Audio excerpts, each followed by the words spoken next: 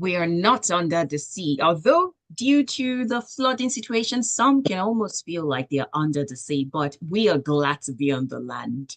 You are officially welcome to the station that loves music and loves life, and to the show that talks about movies, series, animations, documentaries, and everything delightful and pleasant on your screen. This is Film Focus on Smooth 98.1.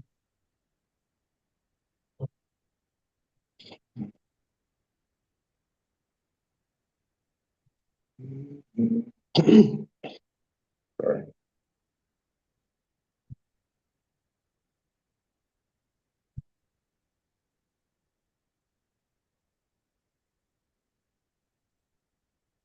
Welcome, welcome, welcome. This is Film Focus. It's 7 minutes past 11 o'clock. And every Friday from 11 till 11:55, we discuss everything movies, series, animations, documentaries, TV shows, and so much more. So this is where you come to if you need recommendation. You want to know if you should watch a popular movie or series or not. And this is where you come to also share something you feel is so good, the whole world should be on it.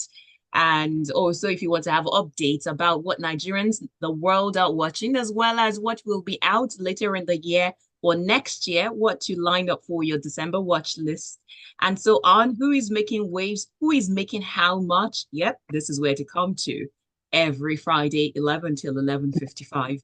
My name is Ouwaseun Olusegun.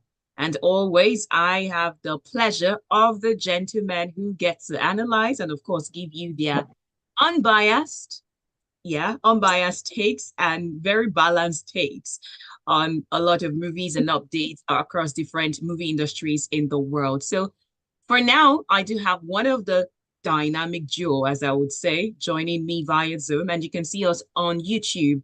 That is at Smooth 91 FM Lagos. That's the YouTube handle at Smooth 91 FM Lagos.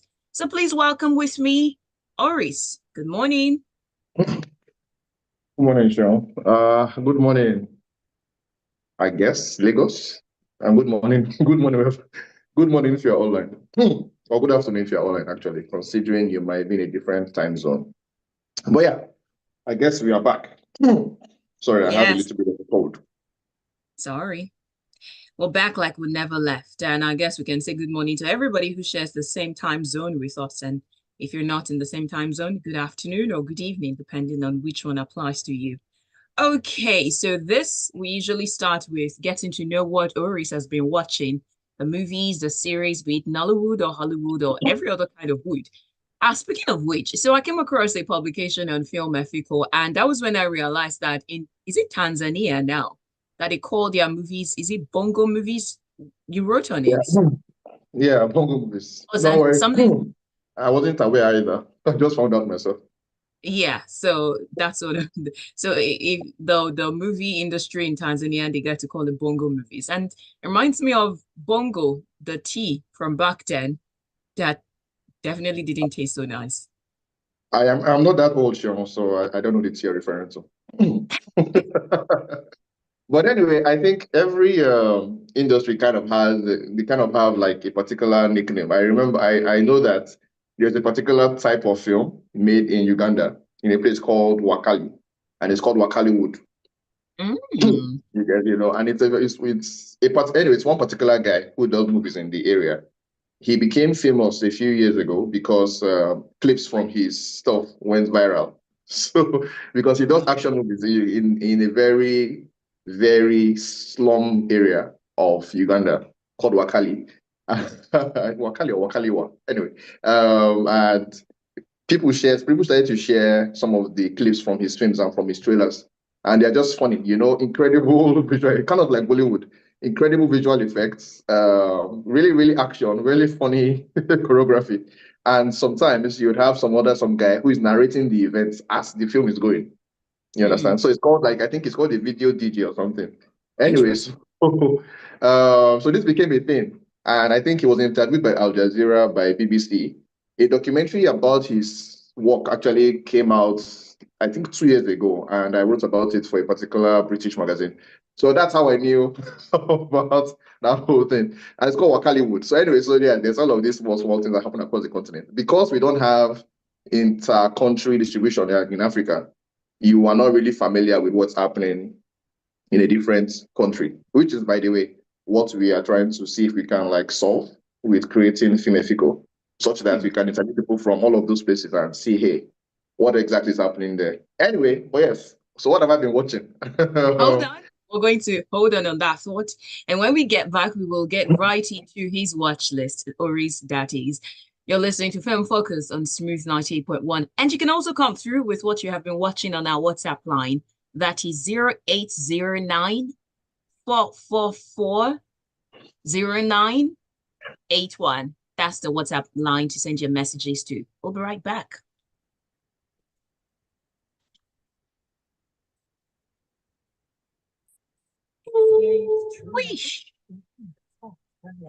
It's quite interesting that I actually don't know the origin of the wood. So in my mind, I would assume that every other person tends to name their movie industry one sort of wood after Hollywood. But I've never bothered to find out why Hollywood is even called Hollywood, or every other person calls it one wood or the other. Well, I mean, you're right about the other one. Everybody calls it something wood because of Hollywood. That's not even an argument. That's why that happens. For Hollywood, it's actually the name of a place where they created the industry. So it's named after a place. So you talk about Hollywood, for instance. So Hollywood can mean either of three things: the place, the industry, or its particular type of film. Yeah.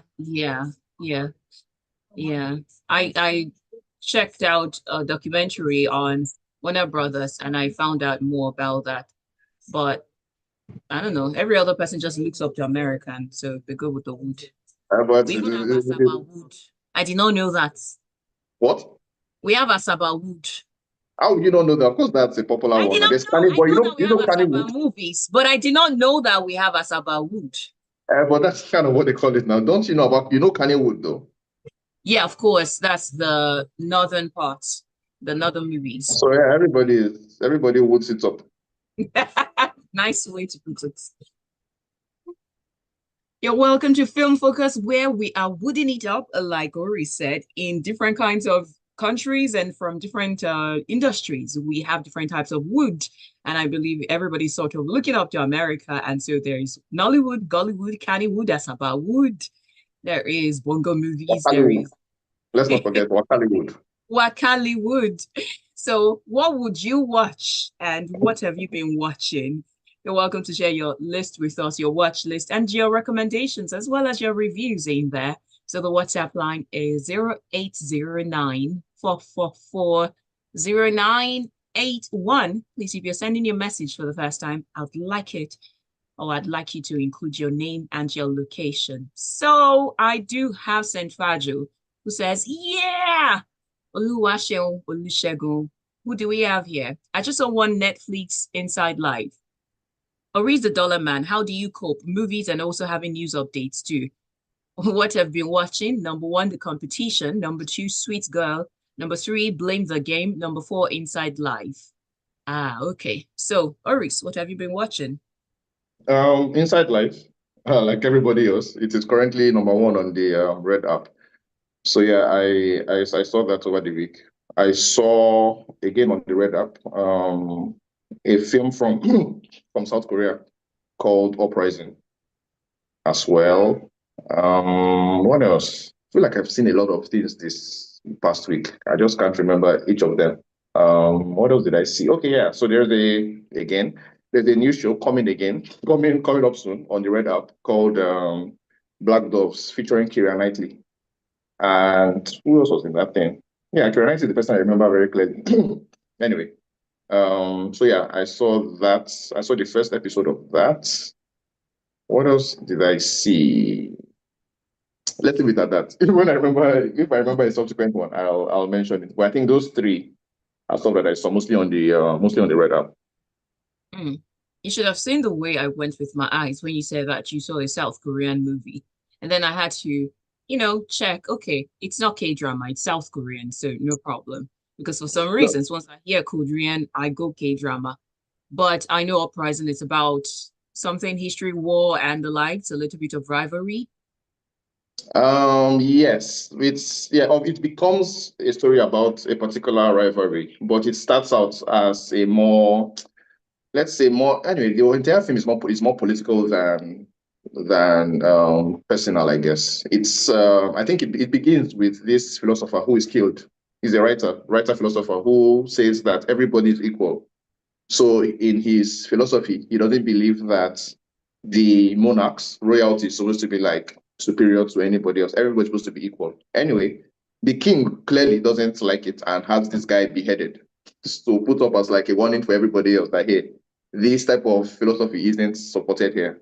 Now, at around the same time, a particular family gets a slave, and of course that means there is a noble family and an inferior one. Now, one of the slave that they get from this smaller family is a guy who is quite skilled with in fighting, swords and everything. Now, the noble family also has their own kid who isn't quite as skilled. So they become, let's just say, friends anyway. And later on, something happens that puts the two of them at opposite ends, and so they have to like fight technically. So yeah, it's quite good, and it's made by a guy. It's produced by Park Chan-wook, if anybody knows that name. He's one of the leading lights in Korean cinema. Hmm. Okay. Random, but not so random. Have you ever seen any movie out of North Korea? Do they even make movies in North Korea? Because it's not an insular society, I do not think that they can easily make movies that travel. Because first things first, they would need, it's kind of like, it's probably worse than China anyway, in that you would probably need, not probably, you definitely need the government to say, okay, you can do this. And I think most of the films that will probably travel will be films that are anti-government. So it means that they're going to try and stop stuff like that from happening. So no, I don't think I've seen a film from North Korea. I don't think I have, frankly. I don't think I have. And I'm guessing if any movie ever makes it out of North Korea, Kim Jong-un would definitely first need to watch it, and it must appeal to his sense of humor, whatever it is that he watches. Maybe it will even be a film about him and his heroic activities and why he's the imperial, I don't know, head and the ultimate. I remember coming across a documentary talking about how he's the ideal man in terms of handsomeness. Kim Jong-un is What? the ideal. Yeah, and this is a backstory. So, because not everybody is in the elite circle and they don't necessarily, or they don't exactly have so much to eat. So, it is said that the bigger or the chubbier you are in North Korea, it means that you've got money. And when you have money, you're more handsome. So, because Uh, of that, perceived to be handsome. that is a familiar thing to Nigeria, by the way. It's just, I think it's only changed over the past maybe 1 or 2 decades. But there's still an idea that hey, if you are portly, you probably have more money than the guy who is slim. And it's really what happens in countries that have or other environments where there's a lot of poverty. Because if you're poor, you can't afford food. If you're fat, it means you can have food. So that means you must have money. So It applies to I a lot of understand the African reasoning. countries, not just If, Nigeria, because I also watched a documentary in an African country where men literally have to consume a diet of blood and milk to grow pot bellies so that they can be seen and regarded as handsome. I mean, I know growing up it was a thing that people used to make jokes about. But like I said, over the past 2 decades, I think that's kind of changing. We are becoming more Western in the way we think about beauty. Yeah, and six packs coming to the fore. Welcome, Irabor. How are you this morning?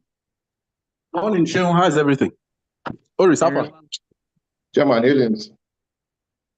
Okay, so you joined just in time for me to recap or tell Nigerians and every other person listening what Nigerians have been watching on the Red and the Blue app. And we start with the TV shows. Number 10, straight out of South Korea, is A Virtuous Business. And the other one, still Korea-ish, is Love Next Door. Number 8 is the one titled Outer Banks. Again, this are series. And just to give that irregular disclaimer that these are not necessarily the best of the bunch. but they are just movies and series that have been watched. And so because of that, maybe people were curious about it. Maybe everybody in the household were watching it, or maybe somebody went back to watch it, couldn't finish it, they went back again. And so it looked like, okay, you're watching it multiple times and so on. So they're not necessarily the most awarded movies and the likes. So number 8 is Outer Banks. Number 7, something Irabor talked about last week. I don't know if Oris checked it out. Nobody Wants This is number 7 in terms of the TV shows. Number 6 is last year's single. And number 5 is Tomb Raider, Lara Croft. Number 4, Nigerians are still watching Prison Break. And number 3 is Deceitful Love. Now, I'm not sure who went to dig this up. Okay, because it was recently added, so it makes a lot of sense. Chucky. Number 2 is Chucky. Did any of you watch Chucky? Well, not the new one, but of course I saw maybe 3 or 4 of it when a long time ago. They've had like 6 or 7 parts now, I think. Did you, It was Irabor? like Police Academy. They kept on releasing. I got tired at a point. I never watched it. I never did. Well, number 1 is Inside Life. And I guess we will talk about that later on as Oris reviews it since he has watched it. So let's talk about the top 10 movies. Number 10 is something out of India, Bollywood, titled Kill Kill Me. And number 9 is Marry Me. And that is based on the life of Jennifer Lopez. Okay, not really. It's actually starring Jennifer Lopez. Number 8 is Trouble, while number 7 is Spies in Disguise. And that is an animation. You've got Will Smith in there. Number 6 is Scandal, while number 5 is The Predator. Number 4 is Ordinary Angels. Number 3 is Lisa B, The Uprising, while number 2 is The Uprising itself. And number 1 is Ambulance from 2022, but just got recently added to the platform. Now, if we move over to the Blue app in terms of what Nigerians have been watching, I somehow can pick that up now. Maybe I'll go back to it. But Irabor, what have you been watching? What have I been watching? Yes, no. Okay. Inside Life. And okay. What did you see inside it? I didn't see a lot of life inside it, really. Last week, I think, when Oris and I were talking about music video directors and, what they eventually want to do with feature films, and if they really have direction. I think we're talking about one Benny Boom film that I watched on, the Red Pill. So, I think we're going to review later, but I didn't really like it. I don't understand the point of it.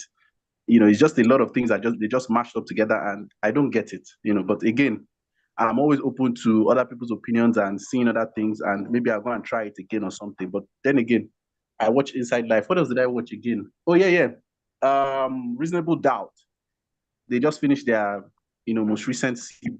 That one is by Kerry Washington. She's the executive producer on that one, and it's a very solid show. Yes, Maurice Chestnut is in it for season 2. It's a very, it's a solid show, very, very solid show.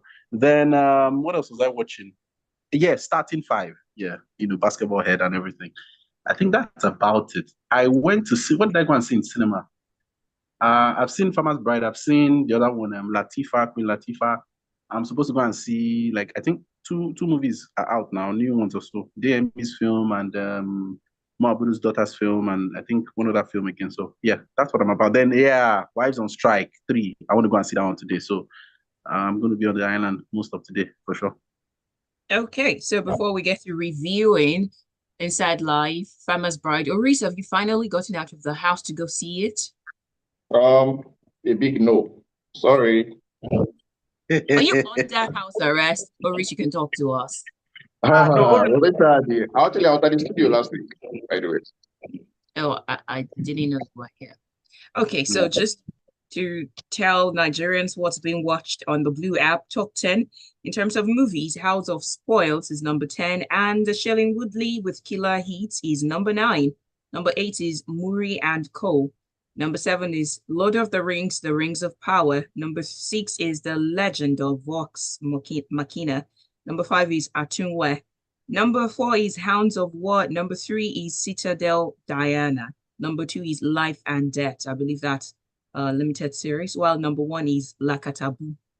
Okay, so where do we start from? Inside Life. Oris, what's your take? An unfortunately disjointed picture. That's my headline. To be particular, I think it's a 6-episode limited series, so it's a 6-episode series. The first 3 or 4, actually, I didn't mind, only because I felt like what was going to happen was going to be tied. There were a lot of loose ends in each of the episodes, but I felt there was a point to it.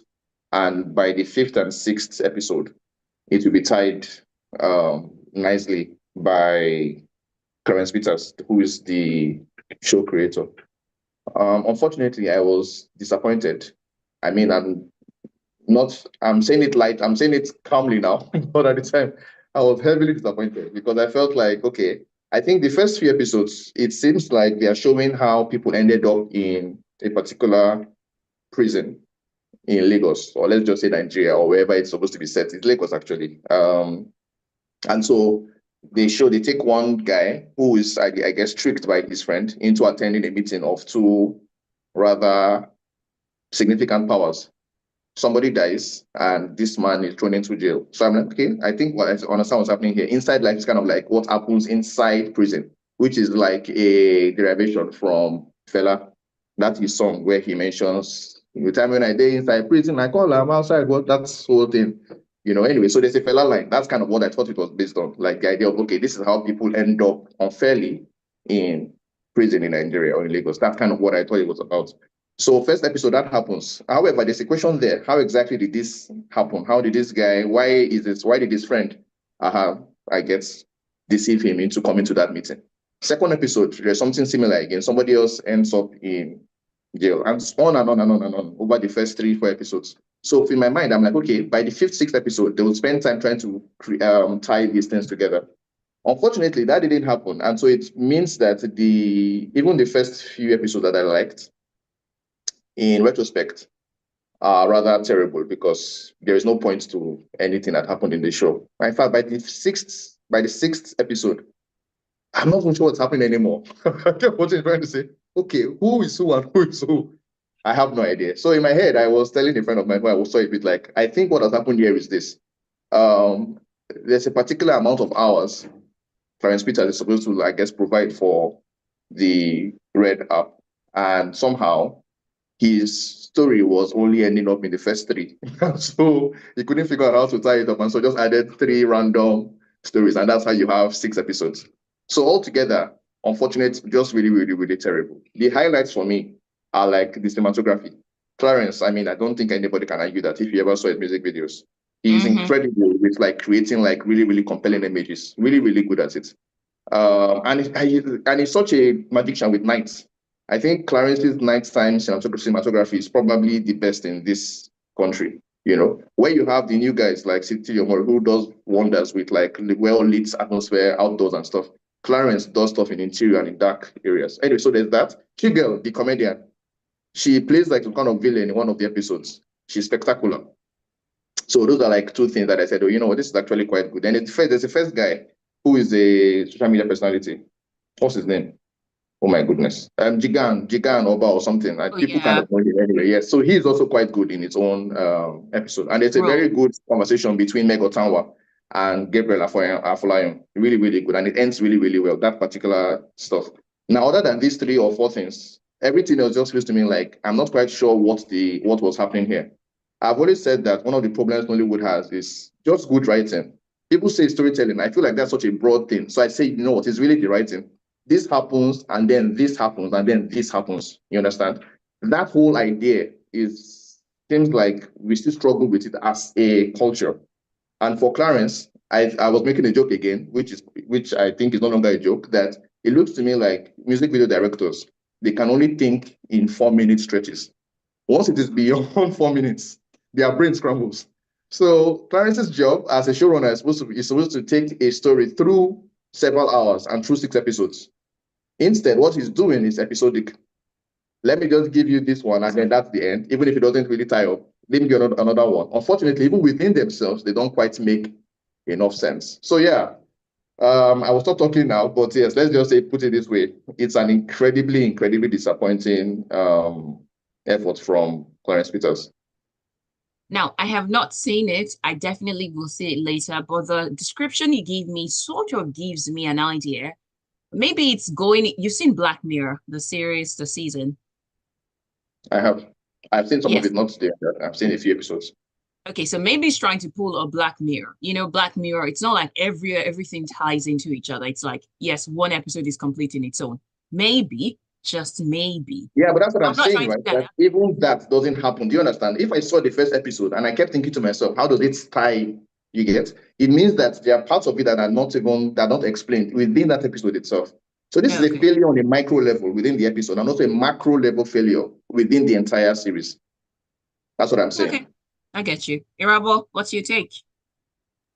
I mean, I'll just retweet what Ori said, really, because it's a colossal failure if you're going to look at it from the standpoint we're looking at it, which is technical savvy and storytelling and execution, writing, everything. Yes, but again, people just want content. They want to just watch something and move on to the next. So that's that part too. But if this is what we are going to be putting out there for people to see us internationally, it's abysmal in my own opinion. So they need to reassess the kind of content that they accept on Netflix. But sorry, Red Pill, not Vex. So my own is that it's not as if they don't have the talent. Like Oris mentioned, when I saw the cinematography, the nightlife and everything, yes, I mean, good. But do we all want to just be holding on to that one again? That's what we've been doing since, at least this person is trying. At least, no, it should be beyond that. So if you're going to be a showrunner or executive producer, do the one you know how to do.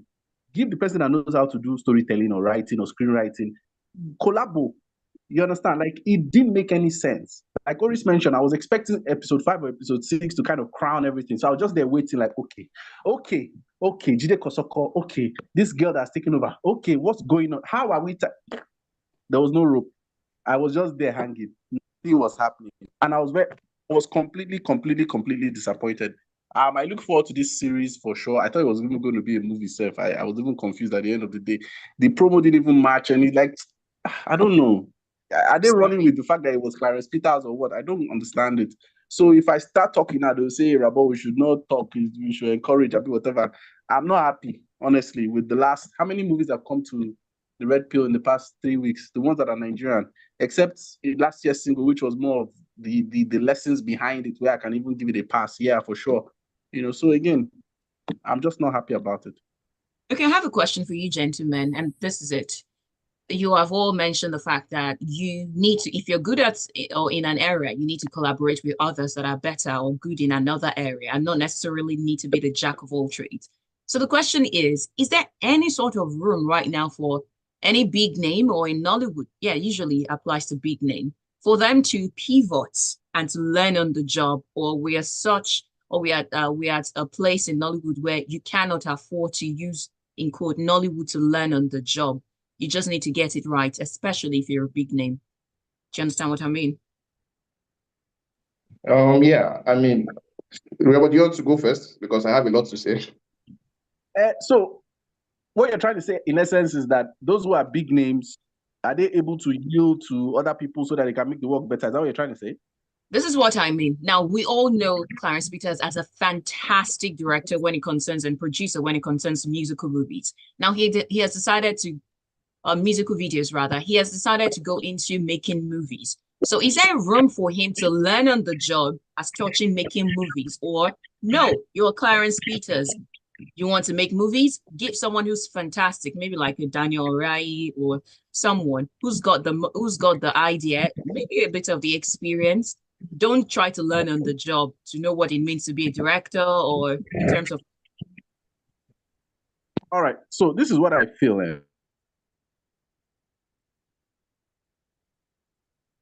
We don't know what you feel. You're gone. Sorry, Oris. Maybe you should go then.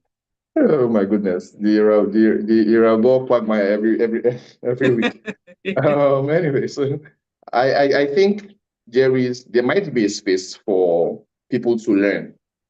Unfortunately, we also have to be able to say, hey, your learning did not quite work out, my guy. You have failed at this particular thing you have attempted to do.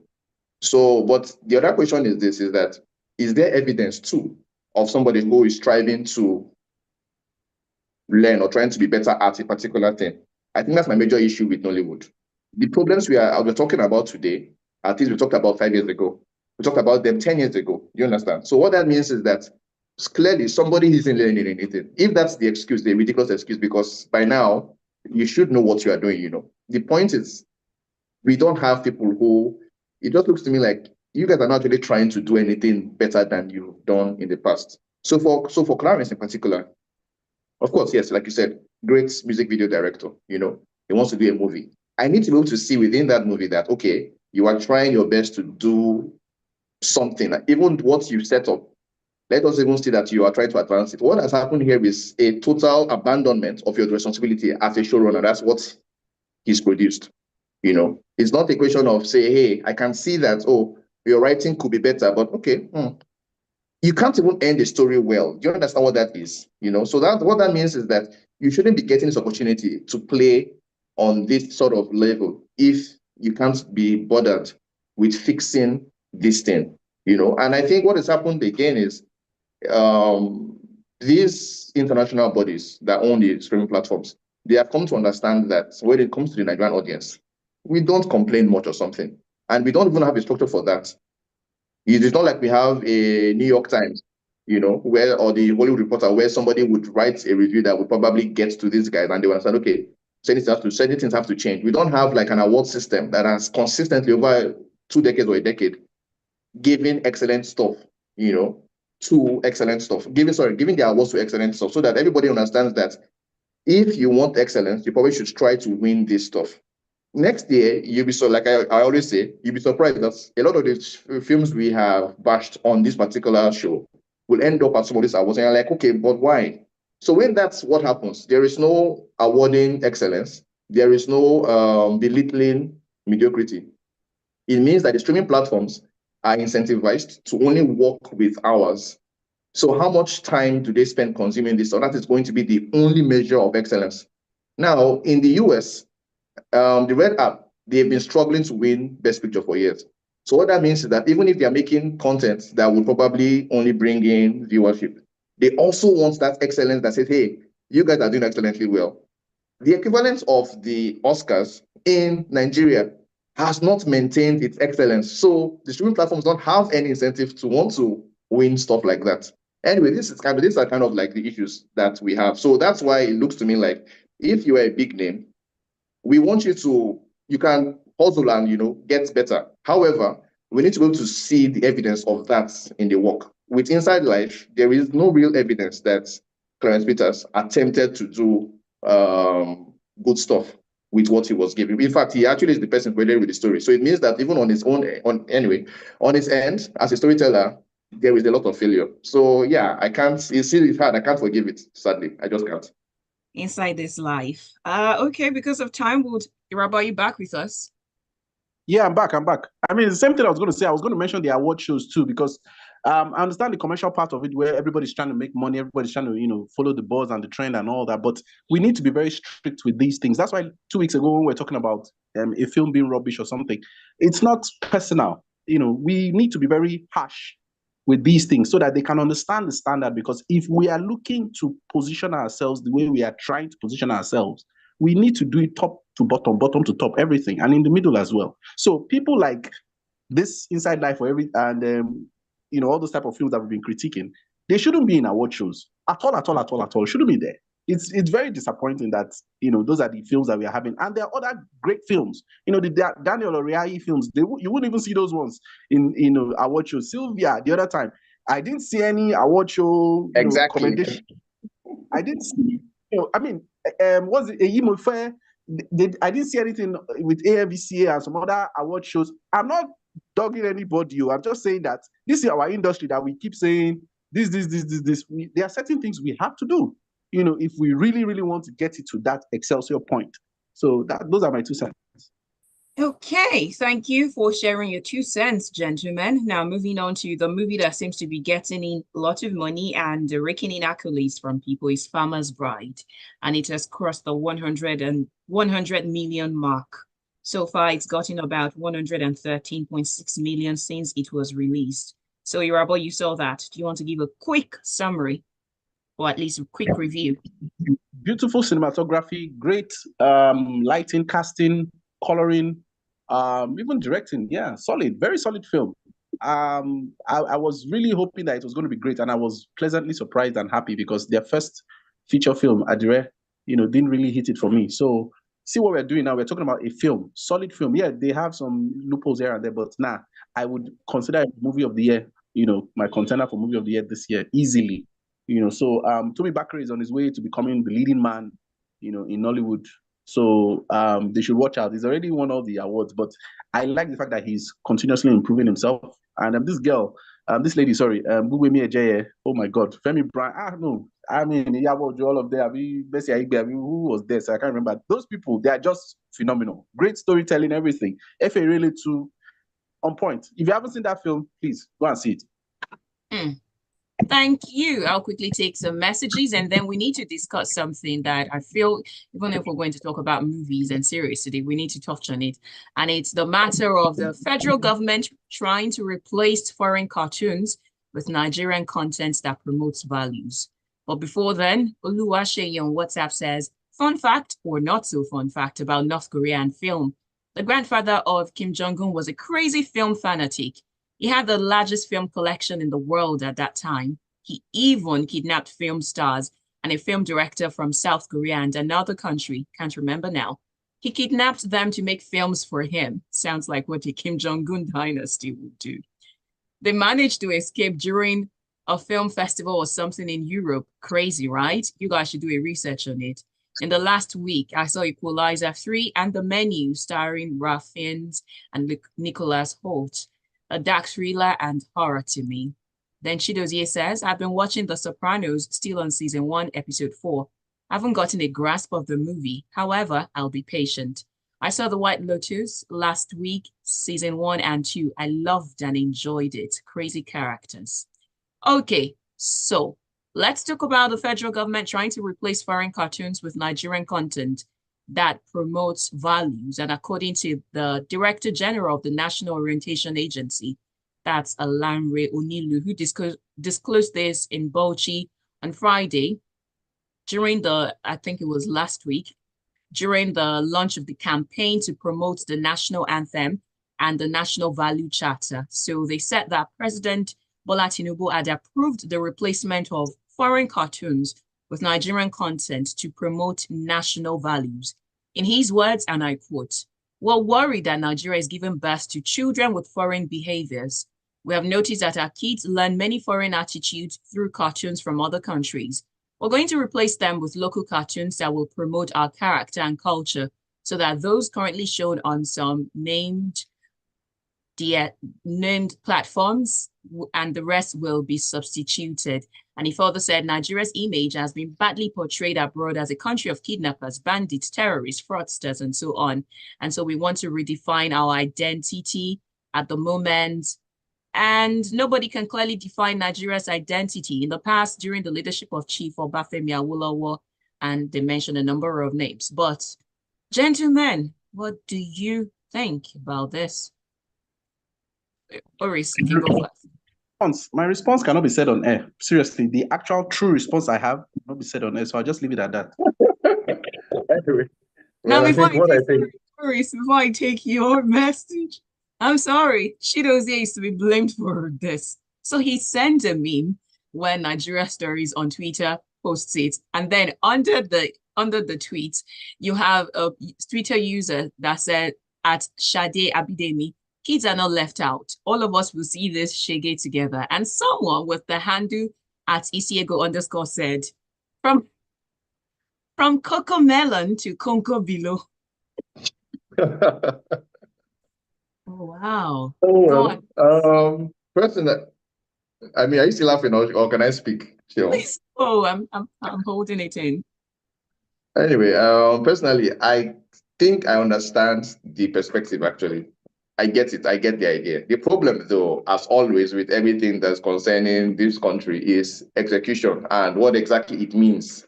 Will this mean that the government, through whatever means, would find capable storytellers in the form in animation to do the right thing? That's the problem for me. That's the only issue here, frankly. Is that a thing that would happen? And do they even have the skill to understand what is good animation? I doubt it. So for me, these are the issues. So ordinarily, a part of me understands why they are saying what they are saying. I suspect somebody showed up to one of the government meetings and said, wait, I was watching a particular show and I saw two men kissing. I'm There sure is that's where that. this I'm sure that's where this came from. I can almost bet, and so they're like, okay, hey, our kids can't be. Irabor, can you? I saw you're saying something. You should mute your stuff. Okay. Um.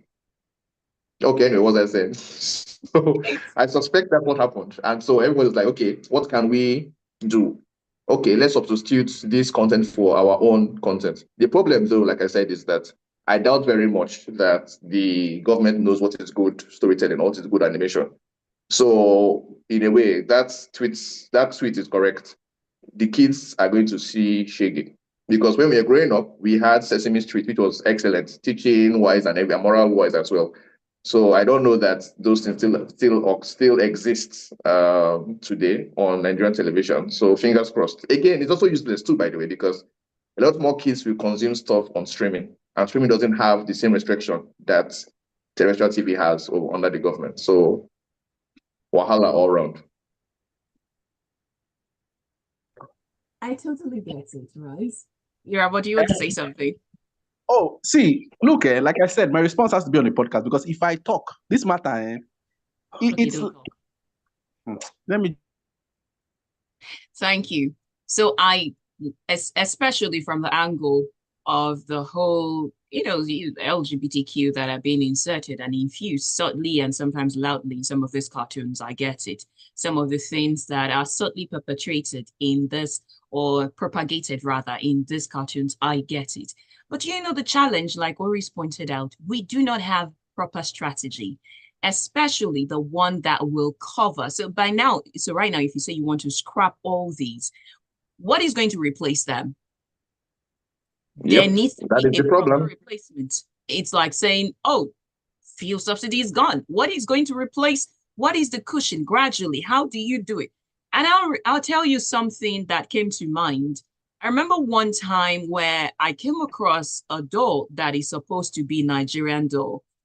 And I totally get the idea of that. Okay, we need to have representation dolls that look like me, which is good. But I tell you, this doll looked like what Yoruba will call shigidi. And I cannot have that doll in my room. That's a Nigerian equivalent of Chucky. It looked scary. It's the kind of doll that you will see and you will scream blood of Jesus. So what is the replacement strategy? Yes, by all means, we need something that propagates the values and whatever it is that we stand for. But what is the strategy? You cannot just cut it and now start to grope around in the dark. We need to gradually put in plans. So, I don't know, from Cocomelon to Coco Below, we're going to be fine. All right, moving on. Irabor is gone. I wonder what is up with his network for today. Let's go on and talk about some other movies that will be out later on. For instance, there is this Nigeria Igbo epic that will be out in November. Specifically, it will be in the cinemas on the 8th of November 2024. And that features a number of people, including Chidi Mokeme and Iniedo. And honestly, it feels like I'm back to the 90s with the whole I've forgotten, there was this movie that had Hilda Dokubo in it, all the markings and stuff. So I don't know what is, it talks about, according to what they released, it talks about a man who decides to turn his back on his culture, his tradition rather, to embrace Christianity and now begin a journey as an evangelist. And because of that, his decision is met with fierce resistance from the community, and that tests the limit of his newfound faith. Did you see it? What do you think? And what are you expecting from that movie? I think, like I've said it several times on this show, that whenever I see a group of people from old Nollywood, I don't expect much. It's just, I'm sad, but that's the truth. I don't expect anything much. I mean, I would love to be surprised, but yes, frankly, a lot of the guys from the older version of Nollywood have proven themselves incapable of adapting to new storytelling methods, even to better production values. Only a few of them have managed to do that. So whenever I see this, I'm like, okay, I mean, I hope for the best, but frankly, I will not be holding my breath. Speaking of adaptation, I don't even know what to make of this. So we're going to get a new Papa Jasco. Oh, I haven't heard this. Really? Yeah. We're going to have a Papa Jasco that is not going to be Papa Jasco. It's called Gen Z Papi. And what nonsense? Just wait until I tell you what it's about. So, of course, everybody knows the whole Papa Jasco thing and the old Papa Jasco storyline. So this time, they are saying that this thing has been on for years, and not all the generations that have existed after then, since it was made, have had a chance to catch up or know the Papa Jasco story and everything. So they want to make it for the Gen Z. So they call it Gen Z Papi.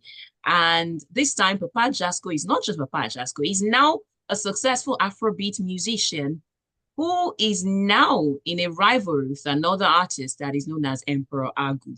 And so he has to navigate his life and so on, from how he decided to go into music. But you still have some of the familiar faces. Pa James is still there. Pa Jimo is still there. You've got Jide Kosoko. You have Francis Odega. There is Yomi Fashlanso. There is Jaye Kuti, Nobet Young, and so on. So, Gen Z Papi, Oris. Oh my goodness. No, I mean, that's all I can say. No. What? No. It just doesn't sound. Well, first things first, it's not for me, so we'll have to see. But yeah, nothing you've said so far gives me any sort of hope that this will be great. But I guess we'll see, Abby. My fingers will be crossed as to. But is there any suggestion as to where it's going to go to? Is it streaming? Is it TV? No, the usual platform for Wale Adenuga Productions. Oh, that's NTA. No. What? WAP TV. Oh, that's on YouTube, right? No, terrestrial. Wait, sorry, I'm sorry. There's a WAP TV on terrestrial. Yeah. How okay. old are you, Boris? I'm sorry, but this is totally new to me. I don't think they have enough content to have a channel. But I mean, fair enough. Noted. Yeah, before I get an invoice in my account. Thank you. Austin from Satellite says, good morning. The president wants us to replace foreign cartoons with local content. That's okay. At least we have enough of killings, kidnapping, and stealing of our commonwealth and forgery by politicians to showcase and tell the stories behind them. I hope they will not complain when all these contents begin to roll out. I have Oluwaseyi who says, good luck to the federal government with blocking whatever they consider harmful content. Very few people subscribe to that South African satellite TV station. YouTube and streaming services are the wave right now.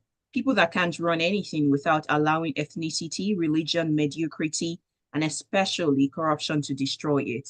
And Chidozie says, Gen Z Papi, the sugar daddies are beginning to find their way to Nollywood. I don't know.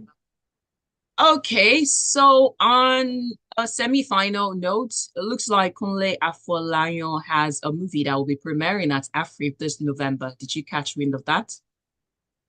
Yeah. I saw I followed him, so I saw that information. I don't know, has he released a trailer yet? He said that was coming soon, but I don't think he has. So I mean, it's Kunle Afolayan, right? It's one of our big Nollywood. Is there a big three or a big four? Anyways, one of our big people in, there's a big three. Kunle Afolayan, Mo Abuju, sometimes when I want to squeeze her in, Bola Peters. So let's say big three there. Who else is there? Maybe Charles of Play. So big three, big four anyway. Yes, so it's one of them. So definitely that means it would have my attention. But of course, like I keep saying, like I've said in the past, since 2011, I think, or is it? I think so. Since October 1, though. Yes, that film. I don't think that Kunle Afolayan has done like a great project. I've been disappointed several times. So here is hoping that he gets his form back, but frankly, again, I don't think he will. So I would like to be surprised. Fingers crossed on that one. Because look at it, I think it will be like the fourth project in like 3 years. Ah, As in how much? yeah. Yeah, there's Anik Olakpo, the series, The by the way, and series. there's the movie, there's Ijobon that he did as well. He did the Christmas movie with those three guys, and then there's this one that is not attached, that doesn't seem to be attached to any streaming platform. So it's showing up at Afrif, I believe. So we'll see. But yes, like I said, have been disappointed several times with Kunle's last many projects. So I hope this is good. So fingers crossed, I guess.